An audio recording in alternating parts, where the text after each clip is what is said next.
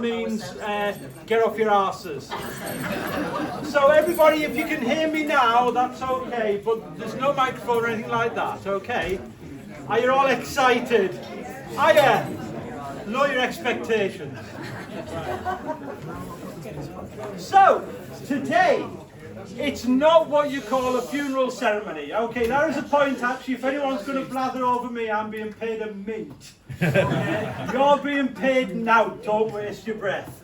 So today is not what you call a funeral, it's sort of a memorial, but the idea that we're going for really is more of a funeral. Okay, we're putting the fun into funeral, and I think you all know the person that it's for, and he would enjoy that. So before we start, we're going to have a fabulous piece of music, just to set the tone for us all. Ready when you are, maestro.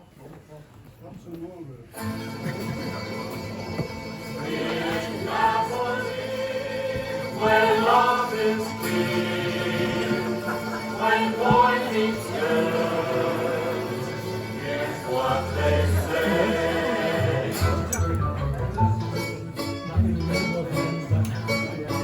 When the moon hits your eye like a big pizza pie, that's amore. When the world seems to shine like it had too much wine, that's amore. Bells will ring, ting-a-ling-a-ling, ting-a-ling-a-ling, and you sing Vita Bella. Hearts will play tippy-tippy-tay, tippy-tippy-tay, like a gay tarantella. When the stars make you drool, just like a pastefazzo, that's amore. When you dance down the street with a clouded roof, you're in love. When you walk and dream, but you know you're not dreaming, signore. Scusa me, but you see, back in old Napoli, that's amore.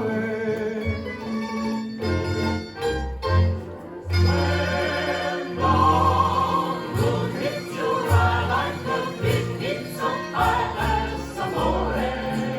That's amore. When the world seems to shine like you had too much wine, that's amore. Bells will ring, ting-a-ling-a-ling, ting-a-ling-a-ling, and you sing Vita Bella. Vita Bella, Vita Bella, hearts will play like a gay candela. I think that was when he was going on. When the stars make you blue, just like us, that's amore. That's amore. When you dance down the street with the cloud at your feet, you're in love. When you walk in a dream, but you know you're not dreaming, signore. Scusa me, but you see, back in old Napoli, that's amore. Amore, that's amore.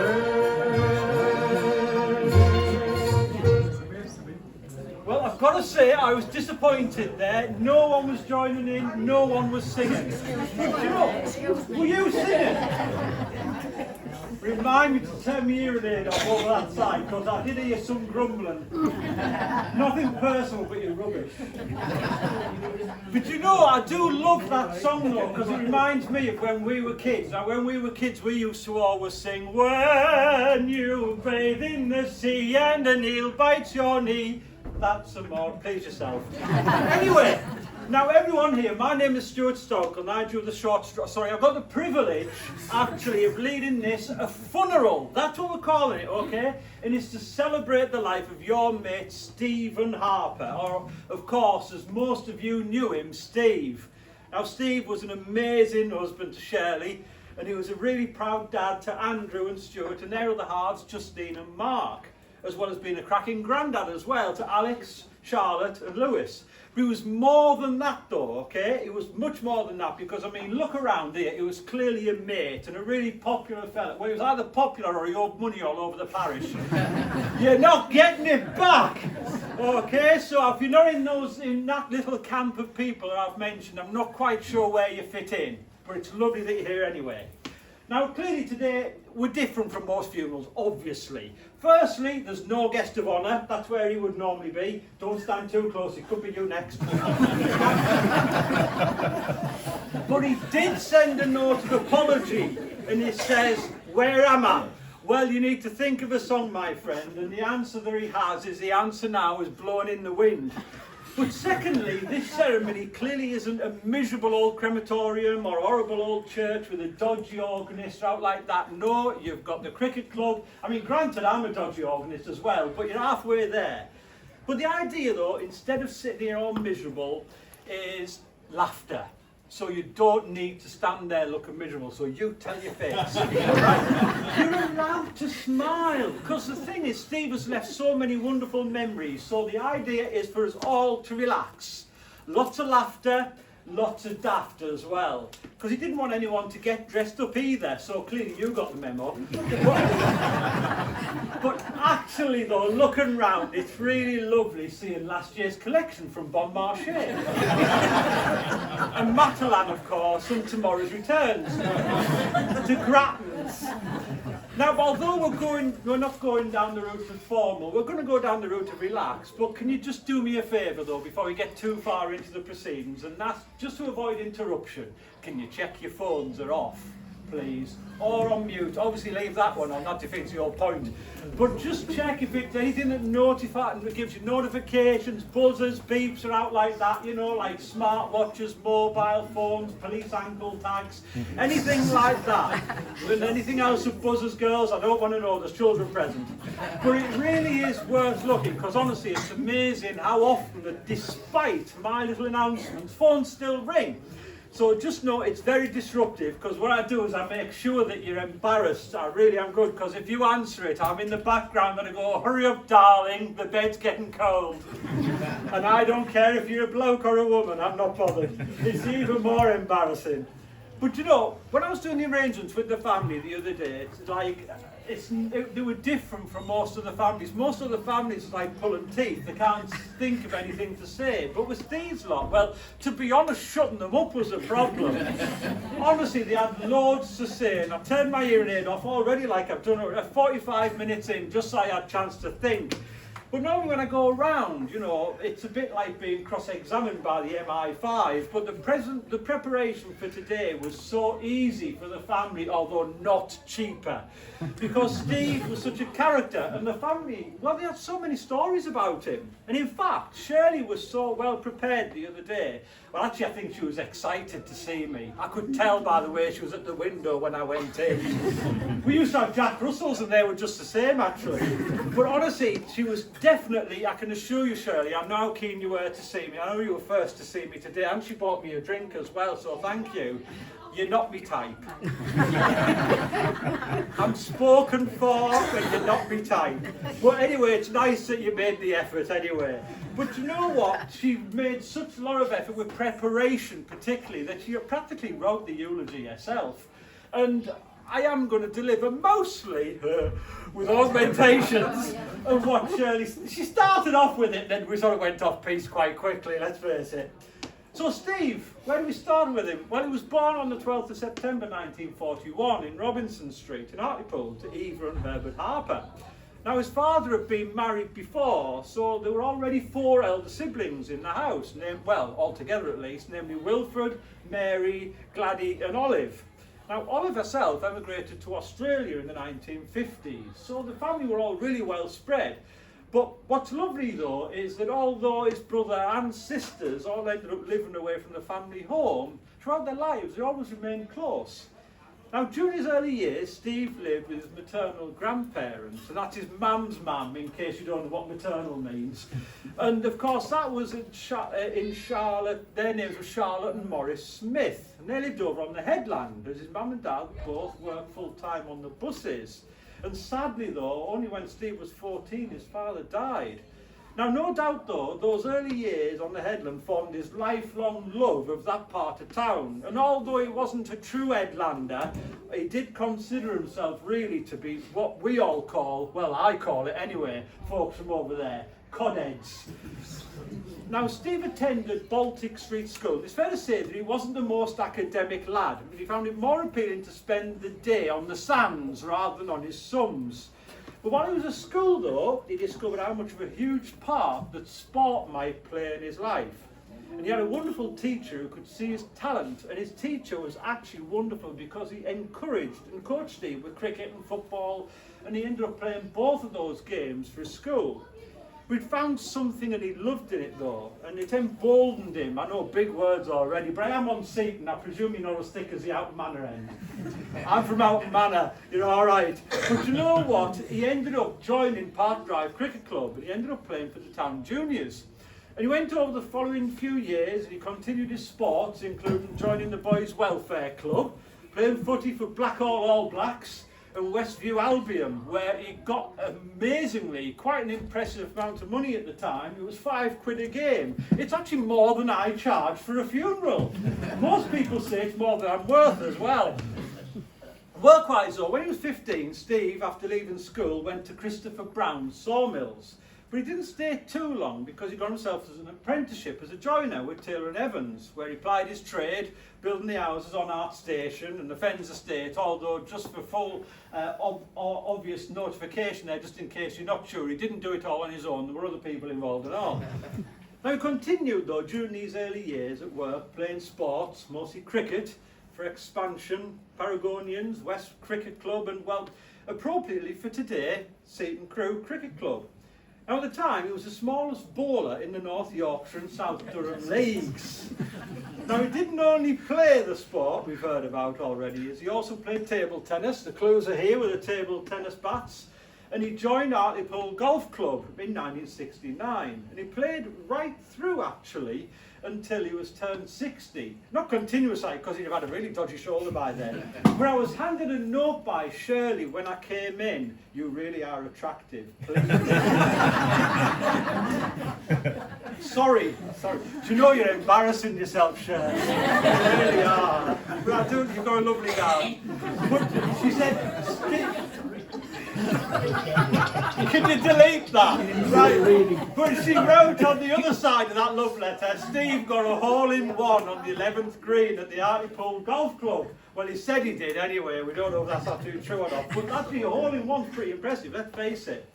But you know, he really enjoyed playing the golf. But what happened though is golf and table tennis were games he regularly played with Andrew, travelling to different parts of the northeast for table tennis particularly. And you know what? It's his son who I haven't even told you about being born yet, because Steve was never one to miss an opportunity, and he saw one when the 10-pin bowling lanes were being built by Brunswick International at Billingham. Well, he knew fine well, obviously, to have a good bowling lane, they had to be... Right, who's that? I dare you. I dare you. Okay, but honestly, he knew that if anybody was going to go to 10-pin bowling, they would want decent alleys, really well looked after, polished to a high shine, of course, sanded smooth. So he thought, well, I know, I can do that dead easy. So, of course, what he did is he knocked on the office door at Billingham and he said, I can do that, you need me. And they looked at him and agreed. And yeah, they probably did need him. And it was worth him doing it because from then on, for years, he actually travelled up and down the country for Brunswick International, keeping the standard of their lanes top notch. But at the same time he was doing this though, he and Shirley had got together. And I asked how they met actually, it was really nice, because he was a bailiff and he'd gone round to get the telly back.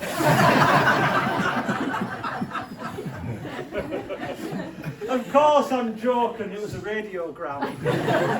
But actually that's a complete lie, because they met at Harper-reynolds' #1 venue at the time for meeting the opposite sex. All together now. No, it wasn't. It was the #2 venue, the Catcoat Club. Now, he saw her and he went over and he said, hiya, can I buy her a drink? And Shirley said, she says, I guess I'll have a triple brandy. He looked her up and down and said, guess again, love. But actually, when he did go over, he asked if he could see her home safely, but she said, no, I'm courting. Oh, well, he tried. However, not that long afterwards, he went in the buffs, and there she was again. And it was like the song, some enchanted evening, you may see a stranger across a crowded room. And that was the thing, and it was lovely, so he went over. And it was great, actually, because she'd actually been a series of loads of girlfriends. He'd had a lot of girlfriends before her. Now, the first one, she was a redhead. No hair like, just a redhead. And they were courting for a while, and he took her home to his mother, and his mother said, oh, you don't want a redhead, they're fiery, you'll have no but trouble with hair.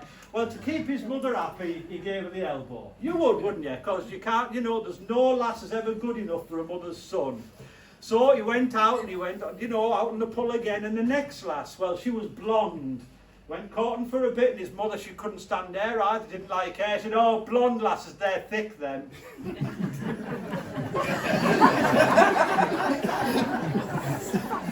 I'm not saying she's proven my point, but she's not laughing, she hasn't got the joke yet. So anyway, his mother was not interested, so he gave her the elbow. After a bit, well, a few weeks later, he went out, and it was great because he looked, and there was a lass. She looked like his mother. She walked like his mother. Talked like his mother. He thought, I can't fall off, and they went courting. He took her home. His father couldn't stand her.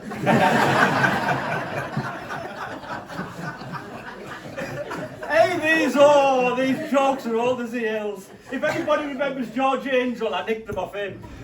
Now, the thing is, though, they courted for a bit, and things were lovely, and they got married. And the do was on the 30th of March 1968 at Christchurch, and they went up to the Melville Castle Hotel up in Edinburgh. That was nice, it was lovely. Well, contrary to what many people believe and have said about him over the years, Andrew didn't come along very soon thereafter. It was about 3 years later. If you want to think about it, what I've just been calling him without you working it out. But then 5 years later, Stuart came along. And by the look of the pair of them, you both had really rough paper out. Do you know, the lads, though, said themselves that they actually did have a brilliant childhood with their dad. Well, to be honest, the way to describe Steve is daft as rags. And he was a proper Hartlepool lad, as we all say. And his stupid stuff, loads of stupid stuff, loads of stupid stories, like how he described a couple of his schools that I've not mentioned he went to, like Ward Jackson and Park Road. Well, he called Park Road University. So, you know, he did enjoy just having a bit of a laugh. But there was never a dull moment for the lads with their dad. And it's absolutely true to say that he couldn't have been more encouraging or supportive when they were youngsters. Now, Stuart was a gymnast, and Steve loved watching him competing or travelling abroad on exchange holidays with Forum Gym Club. And Andrew, well, sorry mate, there's no mention of you again. Sorry, Andrew. Did you actually do anything as a kid? Just annoying. Just annoying. He did loads of stuff, but apparently he didn't get caught, so that's what he was doing. But actually, to be honest, so much of Steve's time throughout his entire life was spent grafting. He was never out of work. And he'd do joinery all over the country, and he even did 6 months in Poland and 3 in Germany. Plus, Andrew followed in his father's footsteps. See, I knew I'd get you in somewhere. And the pair of them worked together around the area, and lastly at the Durham Theatre. Now, Andrew met and married Justine in 2003, and she herself has loads of memories, some of which she wrote down. And I'm going to share them with you now.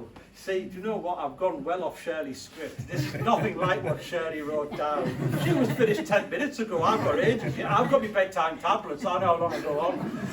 But you know, Justine said, I just love Steve, as did everybody who met him. He was just so funny. I loved that he called me Lady Harper, and he loved it when I made him special coffees, laced with Baileys and cream, which he knew he shouldn't have because of his diabetes. That explains why every time he farted, his pants were full of candy floss.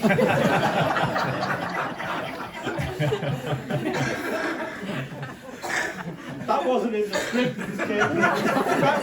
She carried on though. She said, I loved listening to his stories, and he had a few. And even if I'd heard them loads of times before, you could always guarantee he would put a smile on your face as soon as you met him. either him being inappropriate, which was more or less always the case, or to him laughing at his own jokes. It would mean he would then fall about laughing and start trumping. Now, his grandchildren absolutely adored him. Alex is definitely a chip off the old block. Has definitely got his character and sense of humour that will wonderfully live on. And Charlotte has him wrapped around her little finger and knew that for a kiss on the cheek she'd get a £20 note. She was loaded. Now, thank you so much for putting those words together, Justine. I thought that was really nice. And actually, I used to go around kissing men on the cheek for 20 quid as well. I mean, honestly. I mean, the thing is, I'm getting a bit old. I'll do it for now. See, I told you she wasn't my type. Steve and Shirley had a great life together. And it might have been so different, though, because she never knew that he was actually named after his dad. And Steve's full name is actually Herbert Stephen Harper. And as she said the other day, if I'd known he was a Bert, I would never have married him. So at least Shirley's not shallow anyway. But you know what though? They did have some wonderful times with the lads when they were kids. And there were loads of caravanning holidays, and well, they got a long way further than a caravan would ever take them. And the first memorable holiday was over in Spain, in a place called Malgrat. And they did plenty of other destinations, though, like many of us are lucky to have done, like Mallorca and the Canary Islands, Tunisia. And as Shirley, years and years ago, had a pen pal from the US, they actually went over there to visit her as well. And while they were over there, the family all drove down to Florida to do the theme park holidays for the lads. Now, bearing in mind that this was the 1980s, that was really posh for those days. No one at my school went abroad, like. Actually, I went to Brighton. You were my teacher. Went to Brighton. You look great. You must have looked rough 30 odd years ago. On Scarrett, Graham Scarrett. Yes. So it just shows 30 odd years ago he looked no different. But you know what though? They went on the jollies and they had a wonderful time. But the thing is though, that he never really himself, Steve, had much of a clue about when his holidays or where his holidays were going to be booked for. Because Shirley, she'd start flicking through the brochures or mooching on the internet and he'd say, oh, we can't afford that. And as sure as eggs, like days later he'd say, are we going away anywhere this year then? But he always actually wanted to be LA-like, but he was just clueless as to where they were going. And it seemed to run in the family because more and more of the offspring, and perhaps even a generation beyond, are just the same. And if he wasn't away though, and there was a hint of a ray of sun in the sky, he'd be out like a flash. He loved the sun on his skin, like a male version of Madge from Benidorm, minus the 200 Benson and Hedges knockoffs. Now Steve, clearly, obviously if you've heard already, was a true family man. And he was proud as punch when Andrew asked him to be his best man. And actually, it wasn't because they were so close, it's because Andrew's actually got no mates. But he was also thrilled when Stuart and Mark married in 2014. He was bursting with pride to see them get together and so happy as well. And he had a wonderful relationship with the lads. Now, if he didn't see the lads every day, he spoke to them on the phone. Now, Stuart himself spent a lot of time commuting long distances, and he said the other day when we were chatting that he could easily be on the phone to his dad for practically the whole journey. And it was great. It made it pass by much more successfully for him. Now, there's loads about Steve's family, like, as you'd imagine, but his work life was full of fun as well, because he was a consummate practical joker. And one of his favourites was putting a wet tea bag on one of the seats in the bait room. So whoever ended up sitting on there had a lovely wet patch on the trousers when they get up. Now Justine has already alluded to Steve's great skills as seemingly being able to fart to order. And he could empty a room or a supermarket. He wasn't fussy. Now, getting back to Shirley's eulogy, we're back on again, which is completely unrecognisable from what I've been saying. She said Steve was so proud of his sons, Andrew and Stuart, and what they've achieved. As soon as his family had come through the door, it was like a light flicking on. His grandchildren, Alex and Charlotte, meant the world to him. Justine, Andrew's wife, is the sweetest, kindest person you could meet. Well, second, obviously. And she's always had a soft spot for Steve. And Mark is Stuart's rock, and Steve would love having chats with him over the phone as well, after he'd spoken to Stuart. Now, they'd all listen to some of Steve's edgy stories or jokes, and he has some sayings and jokes that would come with, warning, this may offend. type of label attached. Now, Shirley, I need these stories for myself, so can I have them? Good lass. But that was Steve, though. He'd shoot from the hip, but his honesty was loved as much as his humour. Now, back to what I'm just saying, though, because speaking of hips, in 2001, he had his first hip replacement. And it was funny because, you know, when he went to the doctors, and the doctor said, have you got any questions? He said, aye, can we have the bone for the dog? But, you know, he had his first hip replacement in 2001, and he was told that he could no longer do his job in the construction industry. So at 60, Steve retired. Shirley, though, obviously many decades younger, and lying through her teeth when she told me this, she was slaving away as a secretary for many years to come at Dyke House School.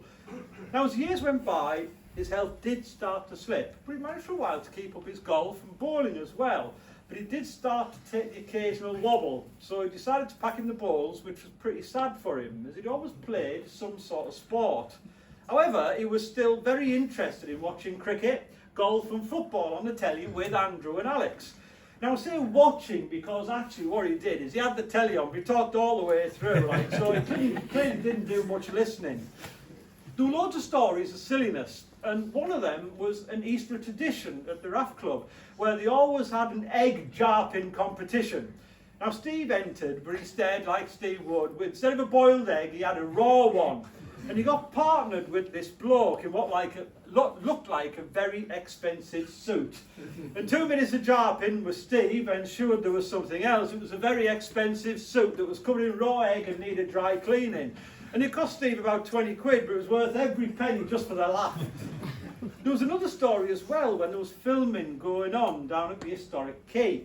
And a Catherine Cookson series, I think, was being recorded. Well, at the time, Steve had a beard. So Steve, being Steve, and more than up for taking the mickey, he told everyone down at the golf club he was going to have a part in the movie.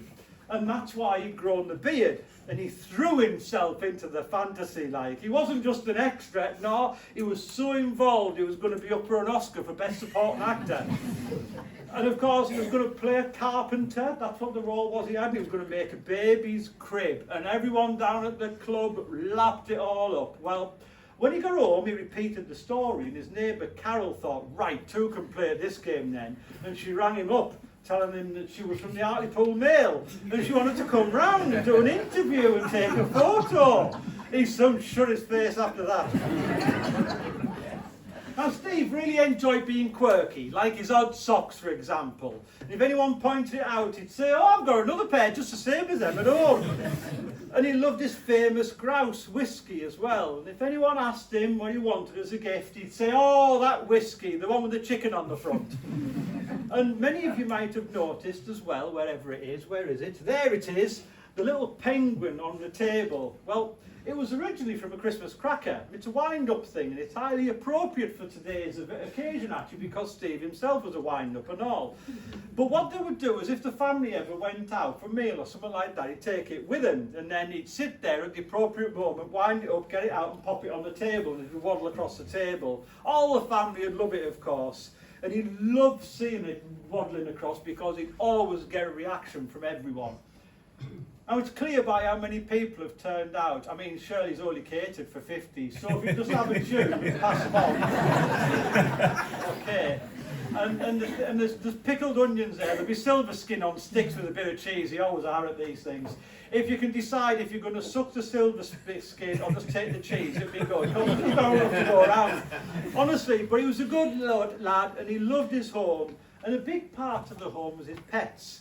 And there's been a few of them over the years, like. There's been a couple of dogs, both called Penny, actually. I just hope he didn't have them at the same time, because that would be really dodgy.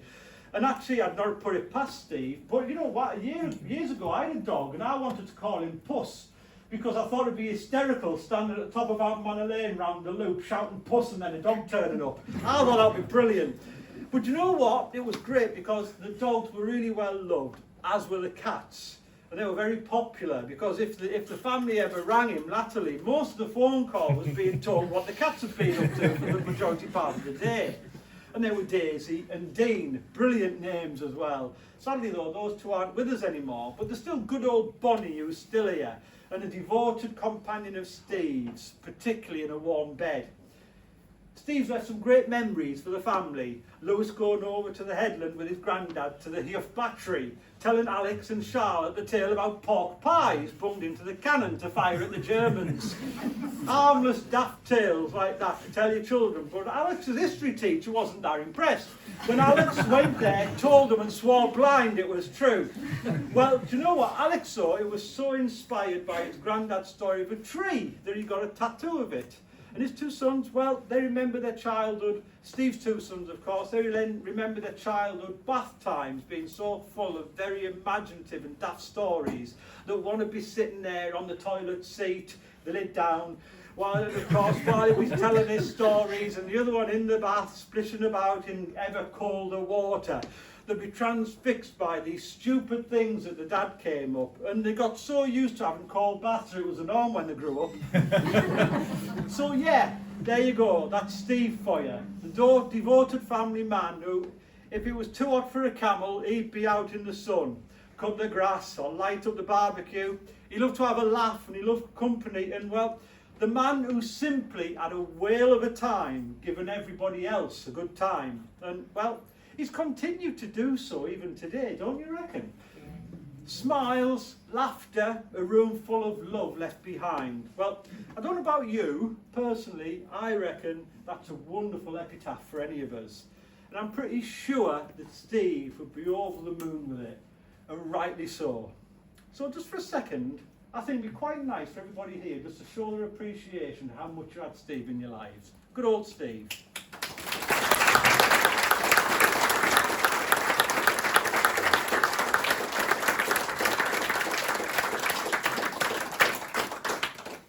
Now, I think you've heard enough of me, which are not, oh no, you haven't. She said, I want me money's worth. But you know what, I thought I'd better say that because I think you can rely on anyone here. I'm going to be the one to lead the chorus. But we're at the time now, though, where if this were a proper old-fashioned funeral, you'd be getting up to sing a hymn. Now, we're going to pretend that we're not going to be doing that because we all know that most people stand there, shuffling their feet, groaning almost in time and wishing the ground had opened them up.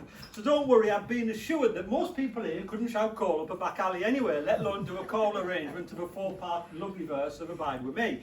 So what we're going to do instead, we are now going to hear one of Steve's most favourite pieces of music by a wonderful singer from his youth, and most people here I'm sure will remember him. It's Matt Monro and A Portrait of My Love. And while it's playing, how about just reflecting on your own memories of Steve? Thank you.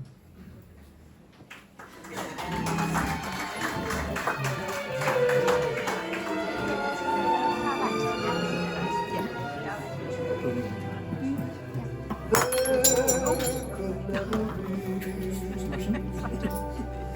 a portrait of my love, for nobody could paint a dream. You will never see a portrait of my love, for miracles are never seen.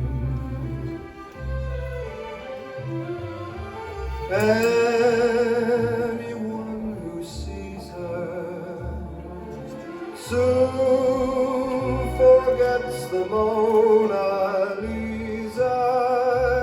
It would take, I know, a Michelangelo,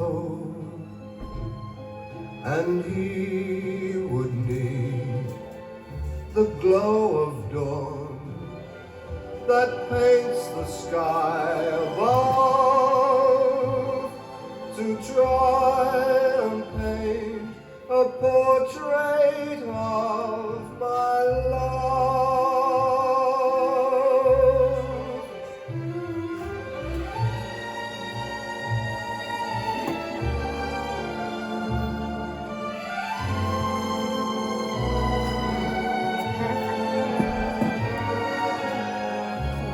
It would take, I know, a Michelangelo, and he would need the glow of dawn that paints the sky above to try and paint a portrait of my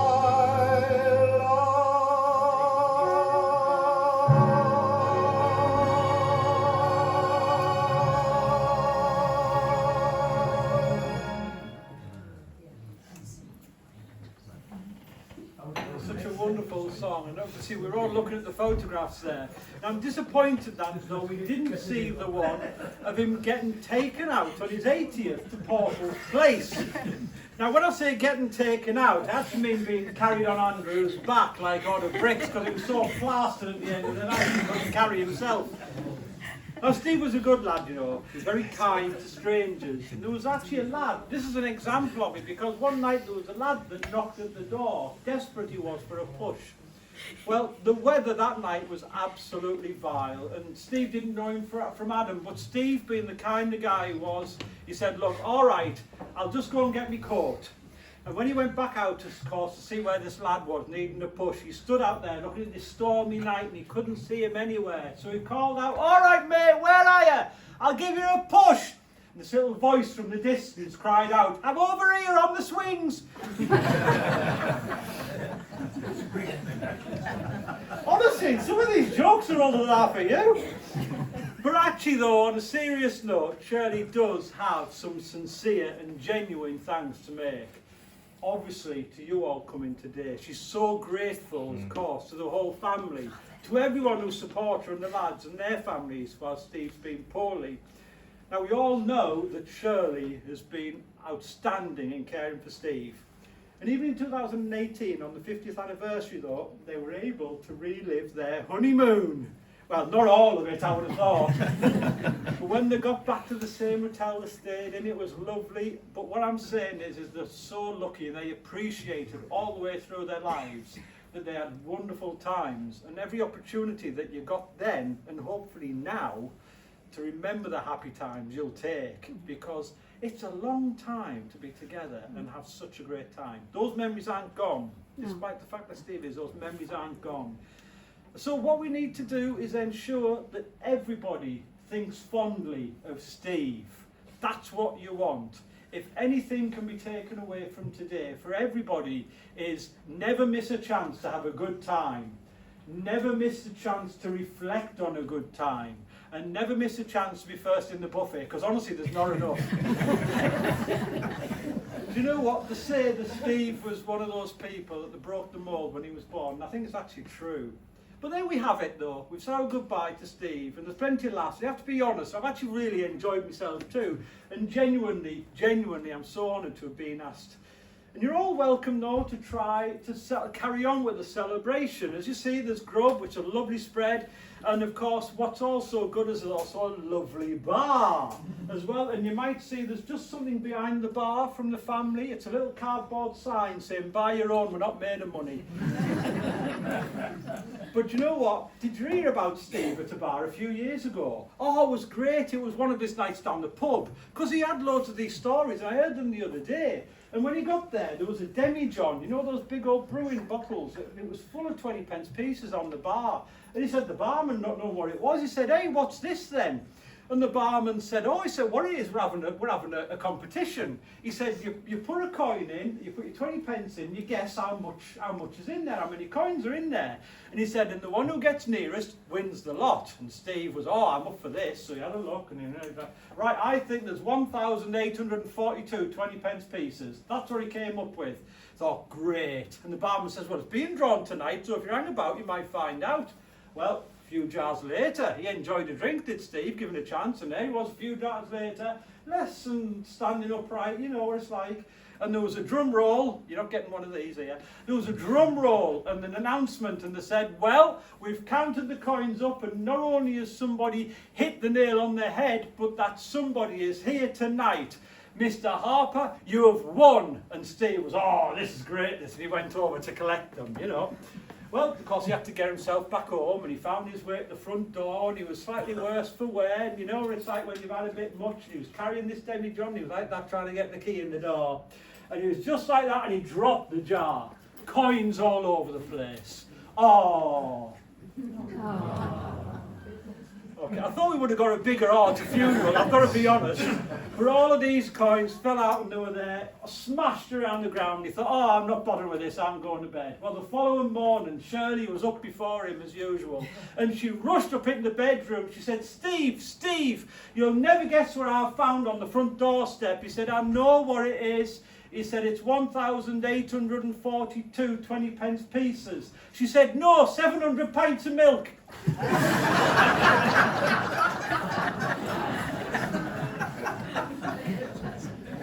Oh, I love that joke! It's great. You know, I'm not a vicar, I don't know if you worked that out yet. Now, you will see around somewhere, I don't know where it is, so, no, for the donation, there it is. There, donation box. Empty at the moment, tight sods. So there's a donation box here for anybody who'd like to give anything in memory of Steve. Please don't feel forced to, obviously, because I can see by a lot of clothes, a lot of people here are clearly skint. So, but if anybody would like to make a donation in memory of Steve, anything given will be going to the wonderful work of Alice House, Harper-reynolds Hospice. And you'll also see right beside me here, with Steve's name on, there is a memory book. Now, the memory book is a wonderful thing because there's a couple of pens there, and all it is just something for the family to look back on when time's right, when they can see who was here, and you can just leave your own memories of things you might have done, just a line or two or something like that, just so that you can reflect on your own times and know that your thoughts and memories will be treasured by the family forever. And even if you only just want to sign your name and say, that guy you had was absolutely brilliant, who was he? You can do that as well, okay? But please, if you get the chance, do just pop a line or two in the memory book, because the family will forever, I assure you, treasure it. So that'd be really nice if you can do that. Well, and now I think my tablets are starting to wear off. And there are quite a few empty glasses around. I mean, obviously Shirley's plastered, she's not one flying. But we're going to put a close to this part of the proceedings, and we're going to use a song by Elvis. Now, Steve often sang Elvis at work, although this isn't Jailhouse Rock, which he often used to do. It's The Wonder of You.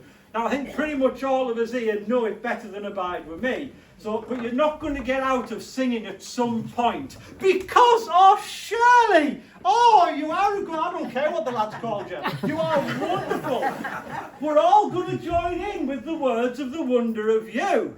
Okay? So you know what they are. And thank you all for being here, of course. And as Elvis Presley himself may have said, thank you very much. The Wonder of You, stand! Get up.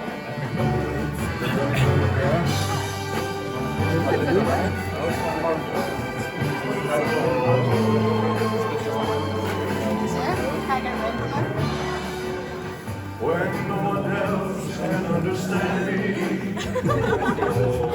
when everything I do is you give me all Do the backing bit.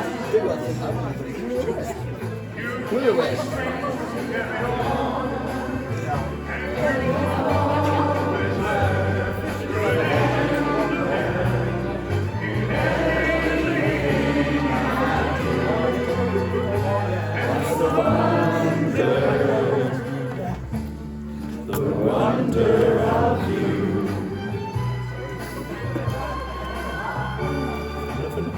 And when your smile was brighter, you touched my hand and I leaned. Your mystery is wonderful. Your love for me is everything. And I know the reason why you love me as you do. That's the wonder of you.